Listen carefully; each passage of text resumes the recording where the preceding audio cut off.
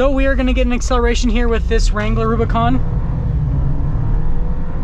Hey everyone, it's Ben Hardy here, and in today's video, we're gonna be going over this fully custom Jeep Wrangler Rubicon. First and foremost though, a huge shout out and thank you to the Jaguar Land Rover here in downtown Salt Lake for giving me some time with this Wrangler. Obviously they do have the new Land Rover and Jaguar inventory, but they also do get crazy trade-ins like this Wrangler. So check out their inventory in the description below. Let's get into the video. Now under the hood of this Rubicon, we have the turbocharged 2-liter 4-cylinder, so it's good for 270 horsepower and then 295 pound-feet of torque, and it all goes through an 8-speed automatic transmission.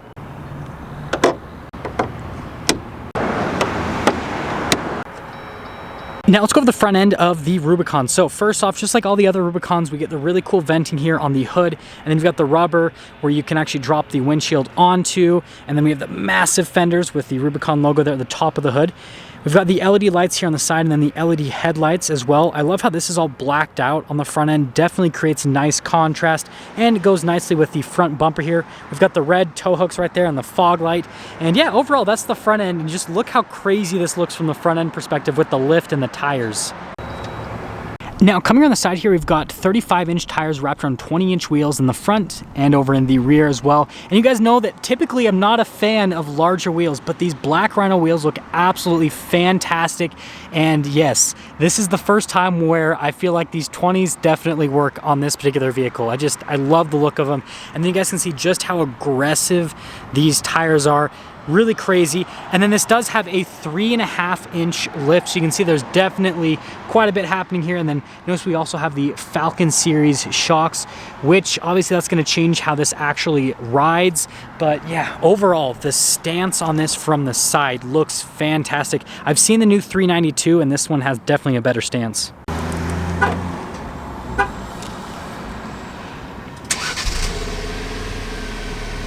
So let's pop here into the rear, and we've got the normal Jeep door situation. So you open up the door first, and then you open up the window second, and we've got the whole trunk area back here. We've got all the floor mats for this particular Wrangler.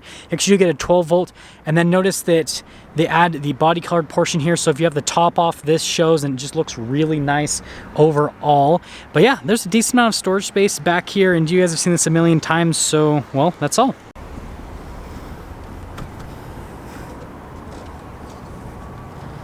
Now here's the rear end of this particular Rubicon. I've got the taillights on so you guys can see the full LED lights here in the back. And then notice this is the best angle to see the mud flaps on this Rubicon. We've got a red tow hook here. And then yes, the spare tire and wheel matches everything else. And it just makes this thing look just absolutely crazy. I love it.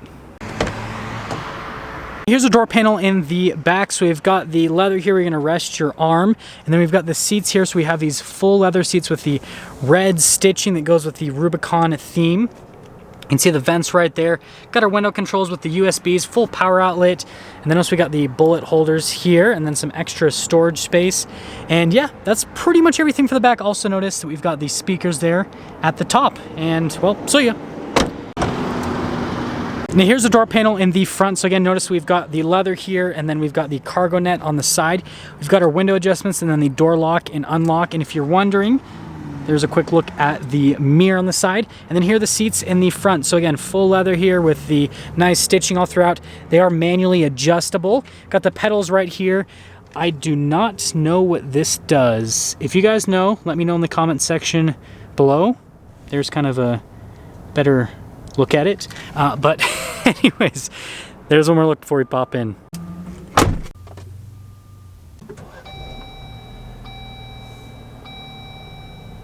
Now here's the steering wheel in the Rubicon. So we've got the really nice leather all around the steering wheel with the red stitching on the center portion. We have our cruise control. We've got the controls for the center stack, voice command, phone controls. Radio controls are on the back of the steering wheel.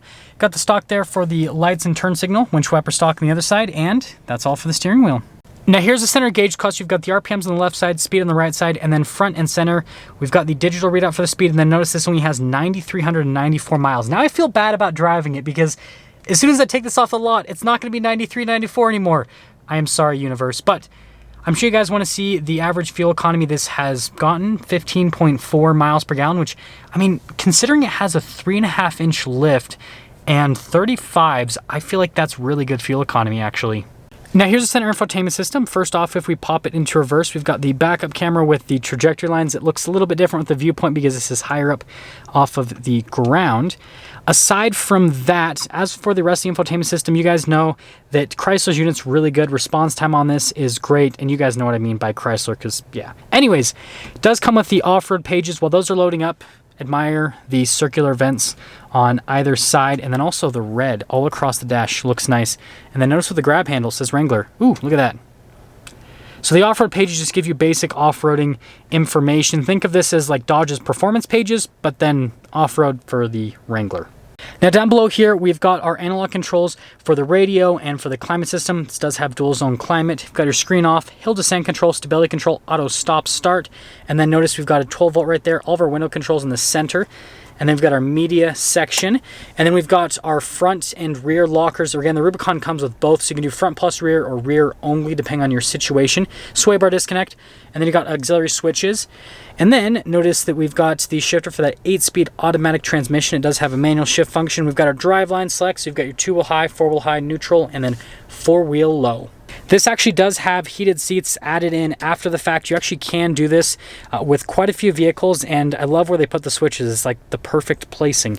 We've got some cup holders right here. We've got an e-brake, and then notice we've got this for the center console, which opening that up, definitely solid. And then opening up the glove box, also solid as well. And then let's finish things up by going up top here. So you guys will notice that this person did what I always recommend with Wranglers, and that is add insulation here. Definitely helps out with the sound deadening at the top. This part you can just remove with these handles. The back part you do have to use tools.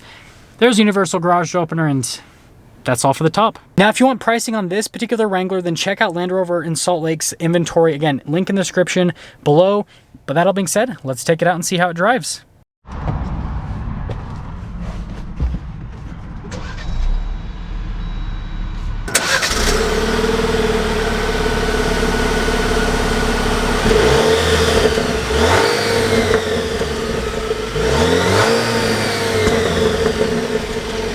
Let's talk about visibility before we set off here in the Wrangler, so you guys can see visibility over the hood.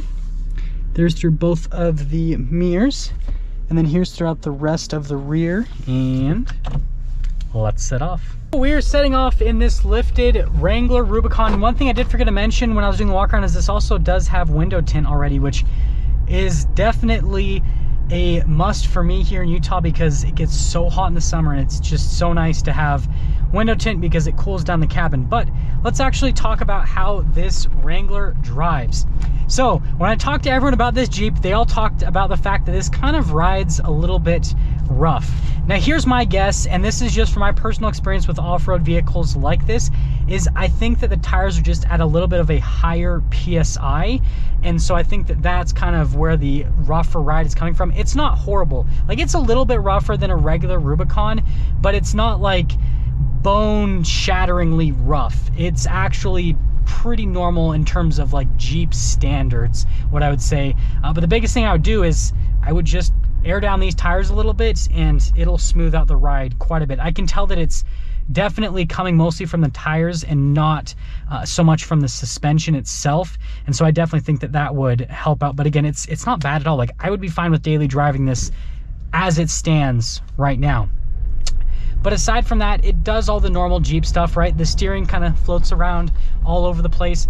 But the thing that I'm really impressed with is whoever did this whole lift setup did a really good job. Not only does it look fantastic, but it doesn't rub, which is huge, right? That happens all the time when you throw on bigger wheels and tires with the lift, is a lot of times it'll just rub, and it is just not a fun thing whatsoever. This doesn't do that, so that is definitely a huge plus. Aside from the fact that it doesn't rub, it just drives really nice. Again, everything I'm feeling is coming from the tires and not from the suspension. And so just this setup in general is really good. And if you really were offended by the ride on this, then what you could do is just get a different tire and wheel setup. So you could still stick with 35s, but then just get 35s on a 17 or 18 inch wheel. And then, like I said, just have lower PSI, and this thing would just, you'd be like on a cloud pretty much from a Wrangler perspective. So we are gonna get an acceleration here with this Wrangler Rubicon. I think this is tuned. That feels fast, especially for having a 3.5-inch lift and 35s.